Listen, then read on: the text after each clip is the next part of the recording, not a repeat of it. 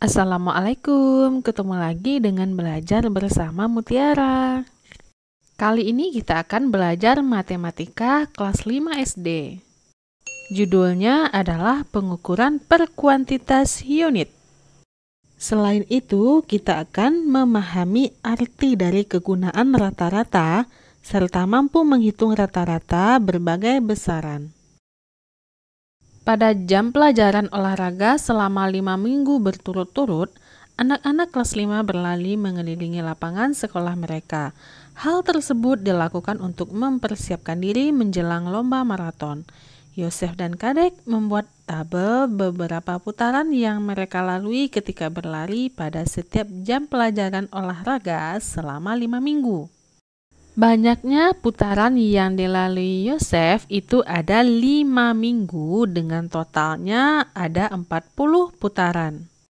Sedangkan banyaknya putaran yang dilalui Kadek itu totalnya 36 putaran tetapi hanya 4 minggu.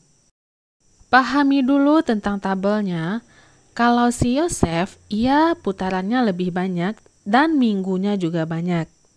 Sementara putaran Kadek itu totalnya lebih sedikit daripada Yosef serta minggunya juga sedikit. Yosef berlatih selama 5 minggu berturut-turut dan Kadek beristirahat di minggu terakhir yaitu minggu kelima sehingga hanya berlatih selama 4 minggu. Siapa yang memiliki persiapan yang lebih baik?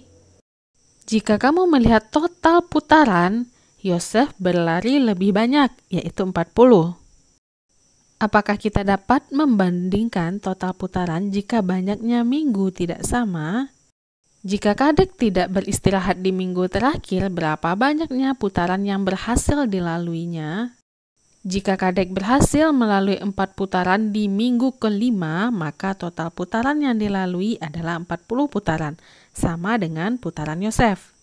Nah, bayangkan jika Kadek dia berlari selama 4 putaran di minggu kelima, maka totalnya juga akan 40. Sama dengan Yosef, sama-sama 40 jadinya. Yang manakah yang dapat dikatakan berlari dengan lebih baik? Apakah Yosef dengan 40 putaran atau Kadek yang cuma 36 putaran? Kalau jumlah totalnya lebih banyak untuk Yosef, Kadek memiliki 1 hari lebih sedikit, jadi kita tidak bisa membandingkan. Nilai rata-rata.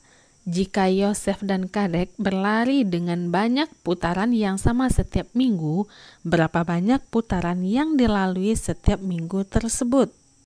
Jika kita misalkan Yosef berlari sebanyak 40 total putaran selama 5 minggu dan menempuh jumlah putaran yang sama setiap minggu, berapa banyak putaran yang dilalui setiap minggu tersebut? Perhatikan putaran yang dilalui oleh Yosef. Semua minggunya berbeda-beda. Nah, kalau diratakan, berapa ya sehari itu jumlah putaran yang dilalui? Dengan arti kata, setiap minggunya itu Yosef berlari sebanyak putaran yang sama, yaitu dengan cara menambahkan putaran yang banyak ke putaran yang sedikit. Jika total putaran yang dilalui oleh Yosef dibagi ke dalam 5 minggu sama banyak, maka dia akan melalui 8 putaran per minggu, sama-sama 8 putaran per minggunya. Oke, jika tadi kita membahas tentang Yosef, sekarang kita bahas tentang Kadek. Jika misalkan Kadek berlari sebanyak 36 total putaran selama 4 minggu dan menempuh jumlah putaran yang sama setiap minggu, berapa banyak putaran yang dilalui setiap minggu tersebut?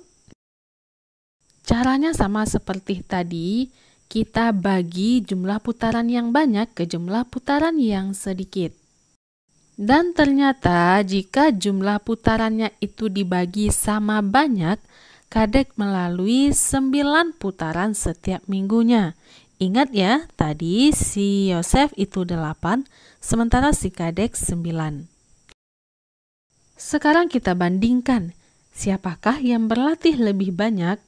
Terlihat Yosef itu 8 putaran setiap minggunya, dan Kadek itu 9 putaran setiap minggunya.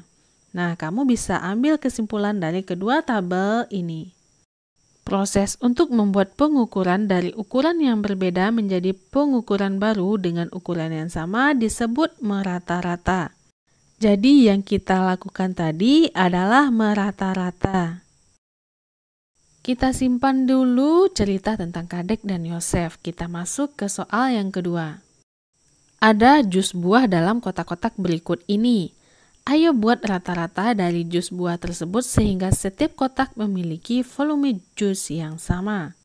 Oke, dalam kotak tersebut ada 4 desiliter, 2 desiliter, 1 desiliter, dan kalau yang penuh itu 5 desiliter. Coba kita pakai konsepnya Kadek. Konsep Kadek ini sama dengan konsep yang tadi. Kita bagikan jumlah yang banyak ke jumlah yang sedikit. Dengan cara memindahkan jus dari kotak yang volumenya lebih banyak ke kotak yang volumenya lebih sedikit. Sementara idenya Yosef menuangkan jus bersama-sama, lalu membagi jus dengan volume yang sama ke setiap kotak. Ayo berpikir bagaimana cara menghitung pengukuran rata-rata. Jadi tadi ada 4 kotak, masing-masing ada 4, 2, 1, dan 5. Itu total jus dalam kotak. Dijumlahkan, kita bagi berapa banyaknya kotak. Yaitu banyak kotak ada 4. Oke, saatnya kita hitung. 4 ditambah 2, 6. 6 ditambah 1, 7. 7 ditambah 5 sama dengan 12. 12 kita bagi dengan 4, hasilnya adalah 3. Maka rata-rata jus per kotak adalah 3 desiliter. Bilangan atau pengukuran yang merupakan rata-rata dari beberapa bilangan atau pengukuran disebut dengan nilai rata-rata. Untuk mencari nilai rata-rata, caranya jumlahkan semua totalnya dibagi banyaknya unit. Manakah di antara 2 ayam berikut yang menghasilkan telur paling berat ketika dijumlah? Bandingkan dengan menghitung berat rata-rata dari telur tersebut. Kita pakai rumus yang tadi, kita jumlahkan semua totalnya dibagi per banyak unit. Pertama, telur yang putih.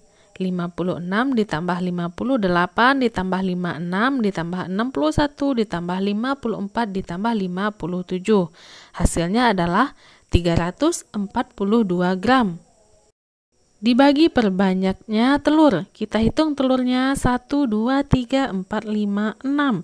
Jadi 342 dibagi 6 hasilnya adalah 57 gram.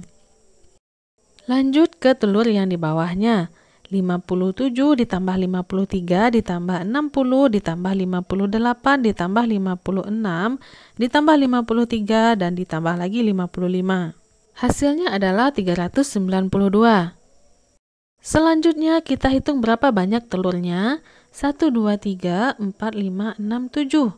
392 dibagi 7 sama dengan 56 gram. Nah, yang putih tadi itu 57 gram dan yang coklat adalah 56 gram. Jadi bisa disimpulkan mana sih ayam yang memiliki telur yang paling berat ketika dijumlah? Jika menemukan sesuatu yang tidak mungkin untuk dinyatakan dengan bilangan desimal, misalnya jumlah buku, kamu tetap dapat menghitung nilai rata-ratanya dan dapat dinyatakan dengan bilangan desimal. Contohnya pada nomor 4. Tabel di bawah ini merupakan jumlah buku yang dibaca oleh 5 orang siswa pada bulan Agustus. Berapa banyaknya buku rata-rata yang dibaca oleh ke-5 siswa tersebut? Sama halnya dengan yang tadi, kita jumlahkan semua banyaknya, kita bagi berapa unitnya. 4 ditambah 3, 7, 7 ditambah 0, 7, 7 ditambah 5, 12, 12 ditambah 2, 14. Jadi 14 dibagi 5 menghasilkan 2,8. Nah, 2,8 itu kan bilangan desimal. Bahkan untuk sesuatu yang tidak mungkin untuk dinyatakan dengan bilangan desimal, misalnya banyaknya buku, nilai rata-ratanya dapat dinyatakan dengan bilangan desimal. Rata-rata dalam bahasa Indonesia artinya hampir sama, berimbang jumlahnya. Masih banyak hal yang akan kita bahas pada bab ini, di antaranya pengukuran per kuantitas unit, serta ada beberapa latihan di dalamnya, dan juga ada persoalan. Maka dari itu, tetap tunggu video selanjutnya. Jangan lupa dipahami dulu ya bab yang ini. Terima kasih bagi adik-adik yang sudah menonton. Ditunggu video selanjutnya. Terima kasih atas perhatiannya. Assalamualaikum.